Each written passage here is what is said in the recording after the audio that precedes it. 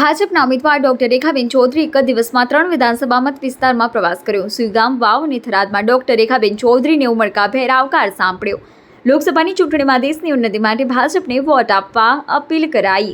બનાસકાંઠા લોકસભા બેઠક પર ભાજપના મહિલા ઉમેદવાર ડોક્ટર રેખાબેન ચૌધરી ગામે ગામ ઝંઝાવાતી ચૂંટણી પ્રવાસ પ્રચાર અને લોકસંપર્ક કરી રહ્યા છે, જેમાં બુધવારે એક સાથે વાવ, સુઈગામ અને થરાદ મળી 3 વિધાનસભા મત વિસ્તારમાં પ્રવાસ કર્યો હતો, જેમાં ગામે ગામ લોકો દ્વારા રેખાબેન ચૌધરીનું ઉમળકાભેર સ્વાગત કરવામાં આવ્યું હતું।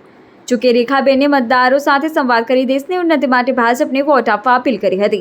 બનાસકાંઠા લોકસભા બેઠક પર ભાજપમાંથી ચૂંટણી લડી રહેલા બનાસ નિર્યાત સ્થાપક સ્વર્ગસ્થ ગલબાભાઈ પટેલની પૌત્રી ડોક્ટર રેખાબેન હિતેશભાઈ ચૌધરી દ્વારા રોજે રોજ વિવિધ ગામ શહેરમાં પ્રચાર પ્રસાર અને લોકસંપર્ક કરવામાં આવી રહ્યો છે, જેમાં તેમને વ્યાપક જનસમર્થન મળી રહ્યું છે।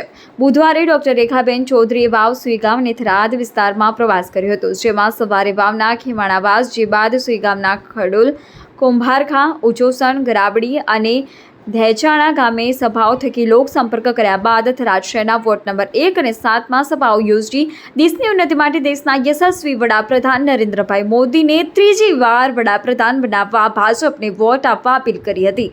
ડોક્ટર રેખાબેન ચૌધરીના પ્રવાસમાં ભાજપના સ્થાનિક આગેવાનો અને કાર્યકરો પણ મોટી સંખ્યામાં જોડાયા હતા।